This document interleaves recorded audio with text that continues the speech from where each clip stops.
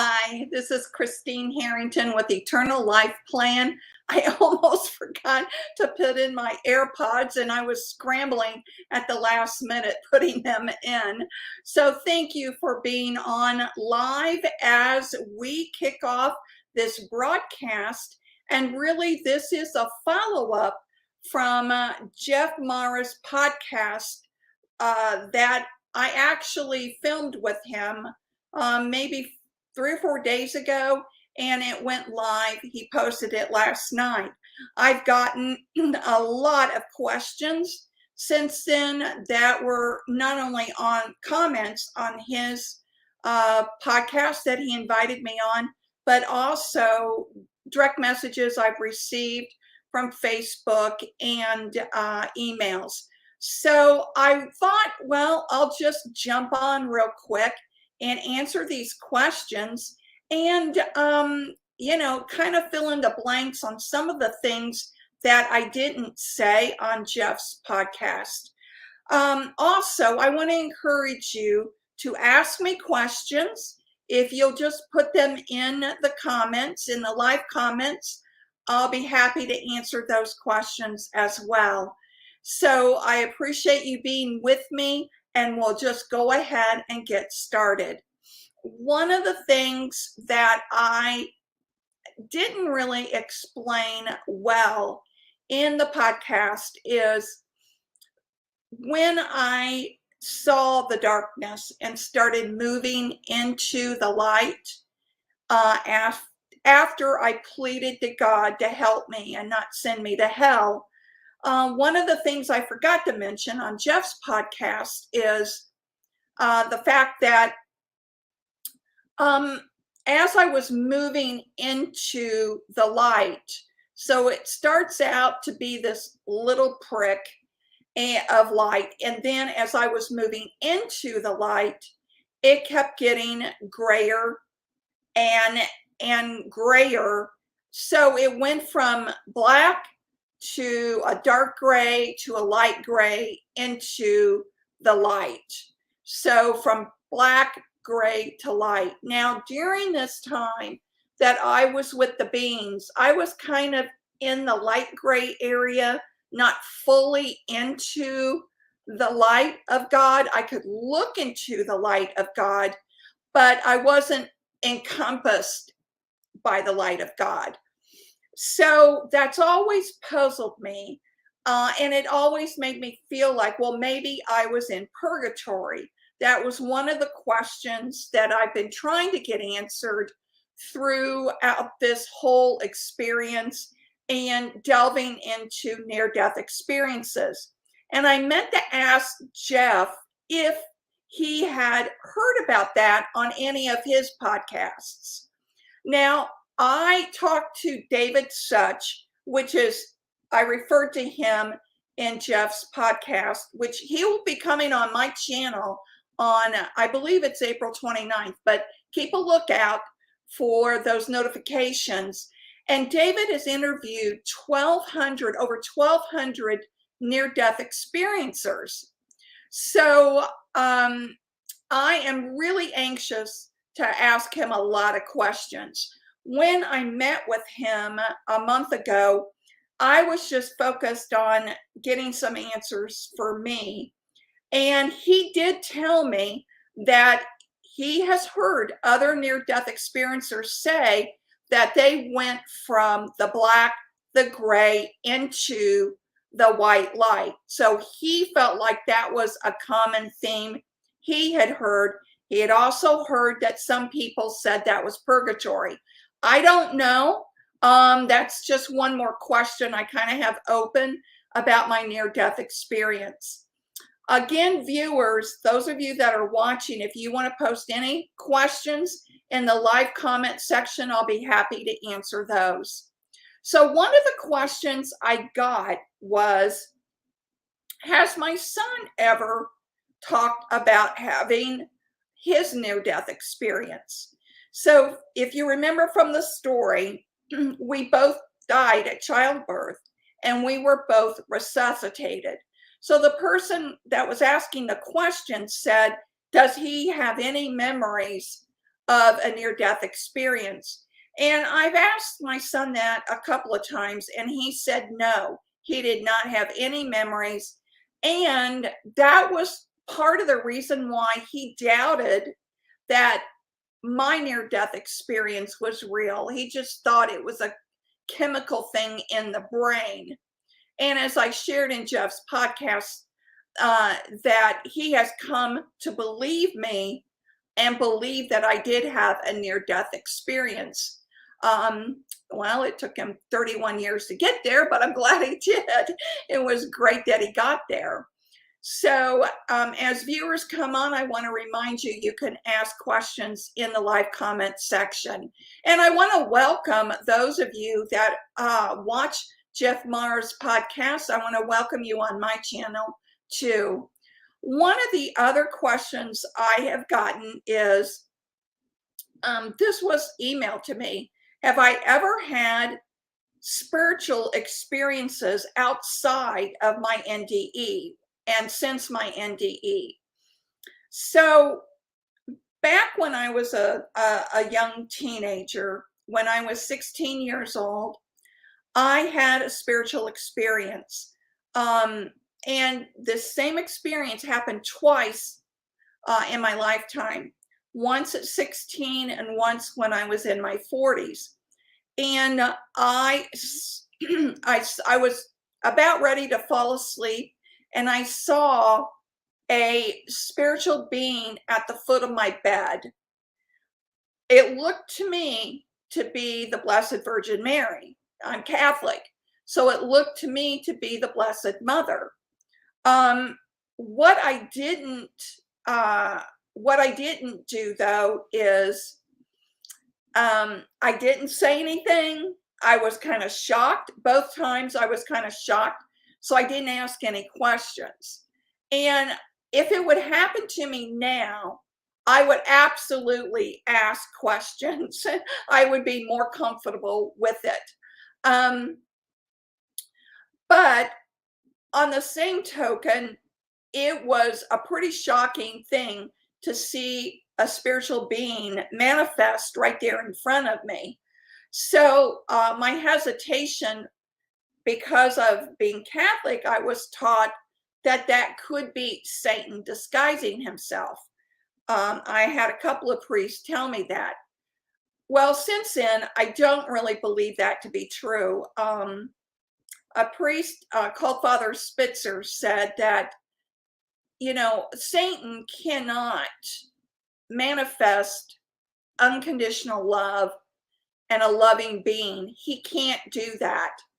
So I felt nothing but love in both of those apparitions and manifestations that happened. I did not feel like that it was evil at all. I was just so shocked. I didn't know what to say. So those were two spiritual experiences. Now, here's another one that's not so pleasant. When I was married, I saw evil. I would wake up every night at 3 a.m. with these red glowing lights staring at me. I had asked my husband if we could get the house blessed because it kept happening over and over and over again. He slept right through it, but I would see these red glowing eyes when I would wake up, and I would feel this heaviness over me, just this oppressive heaviness over me.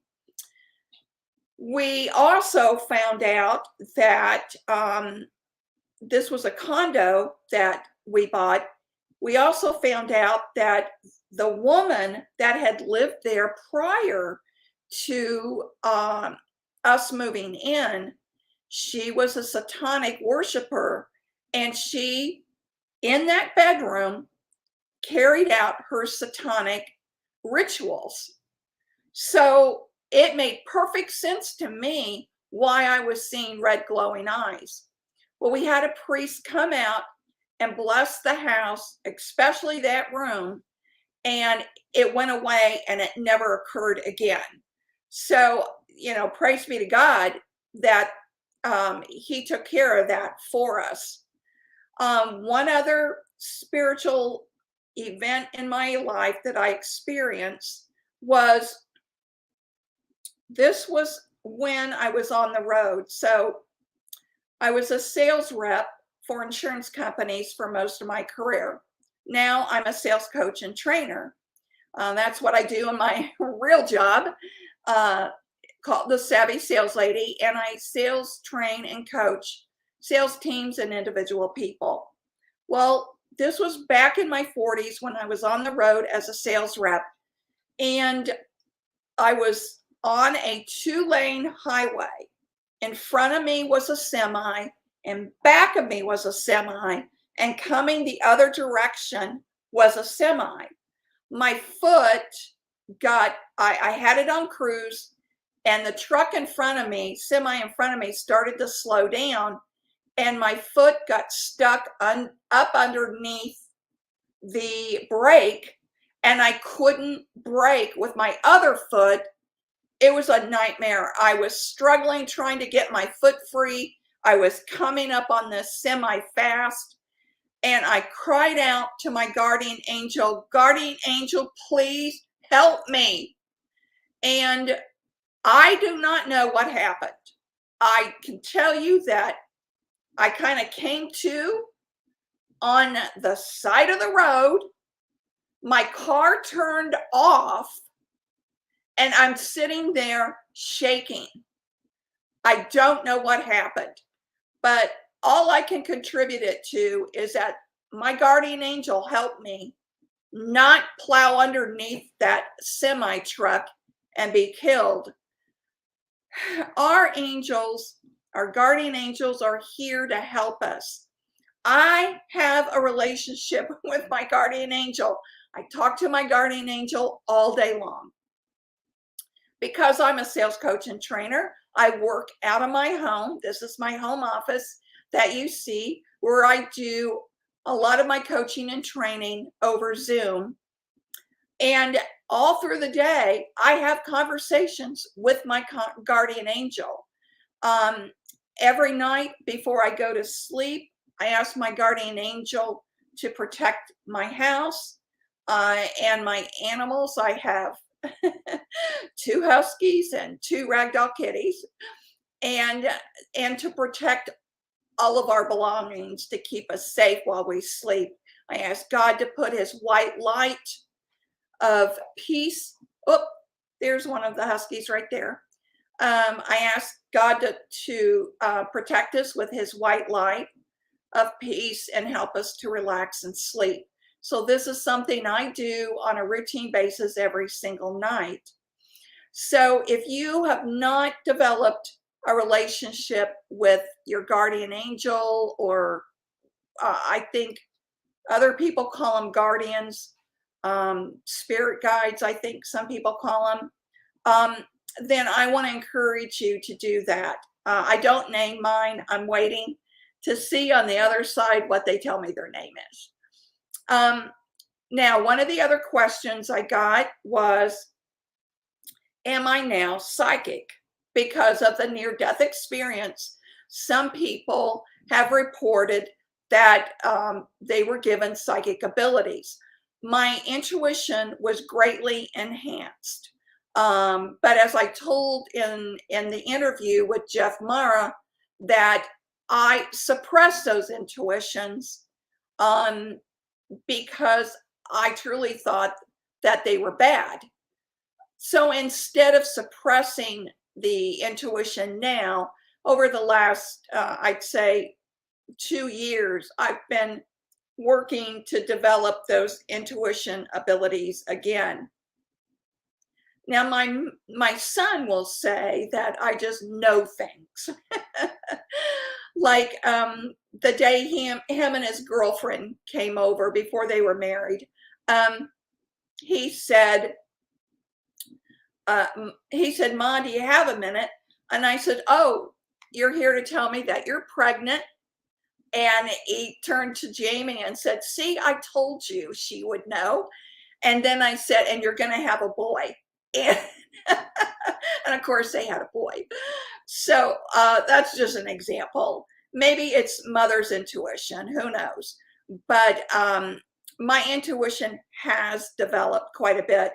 When I have coaching sessions with my clients, I can feel and sense that either they're not telling me the whole story or something is going on in their personal life that is hindering them from performing at the highest level that they can perform at.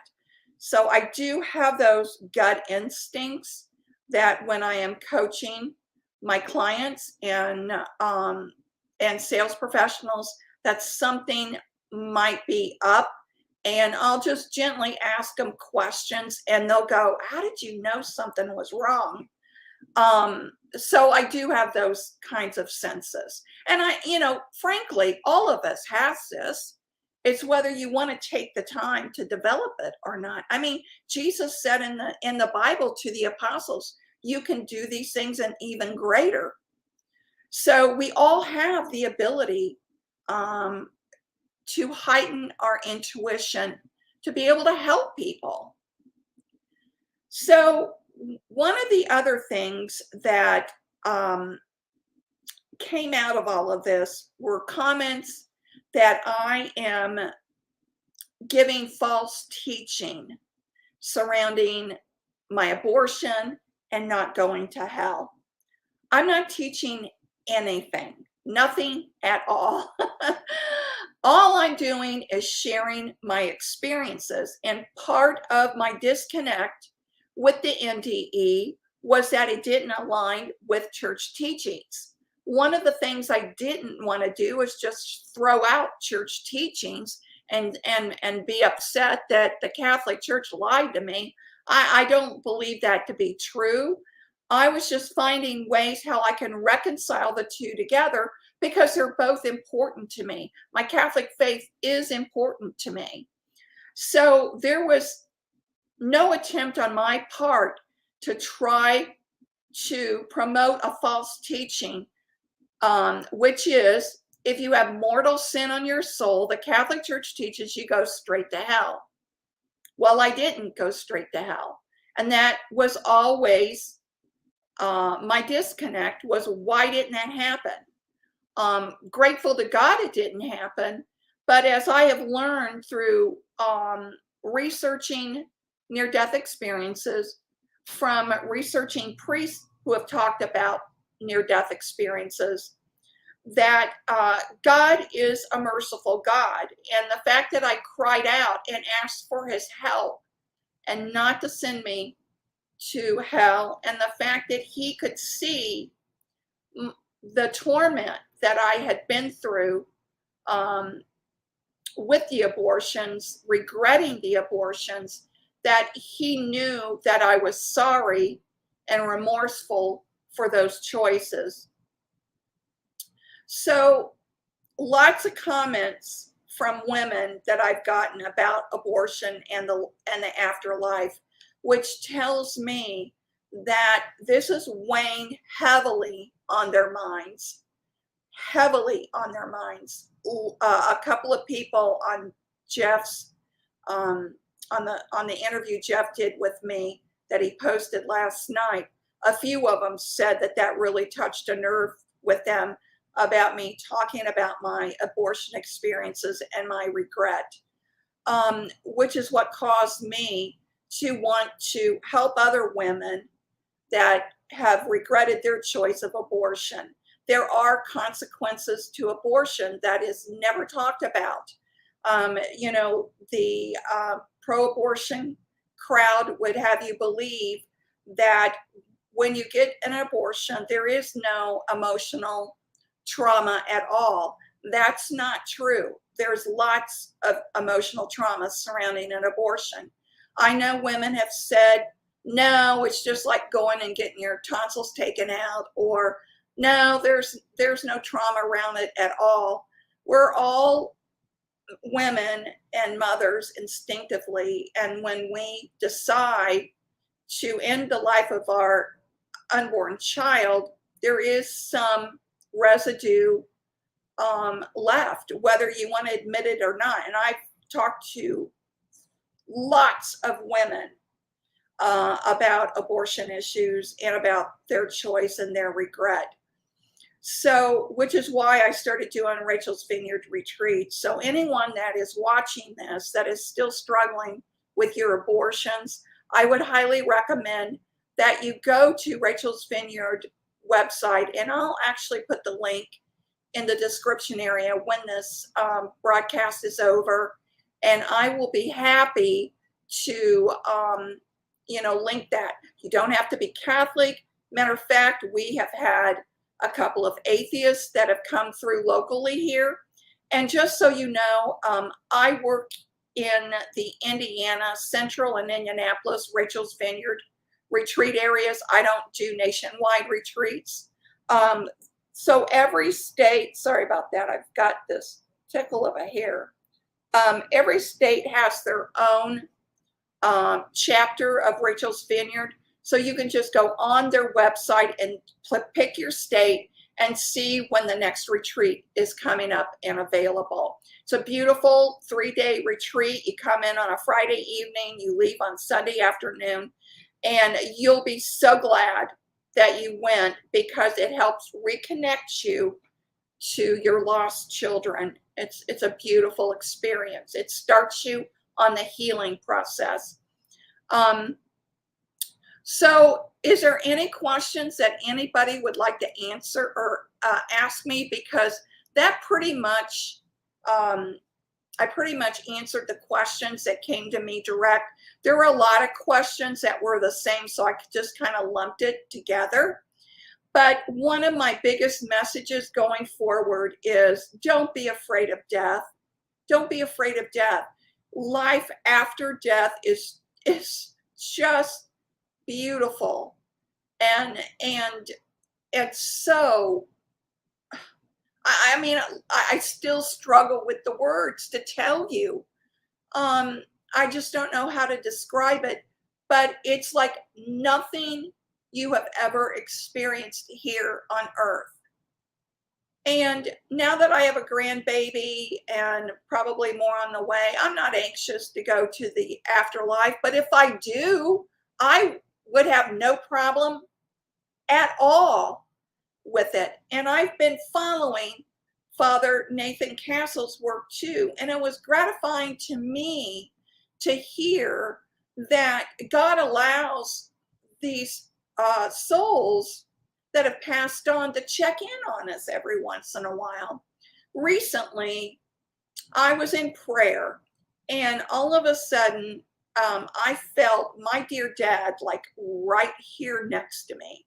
I could see him in my mind's eye, and I could just feel him.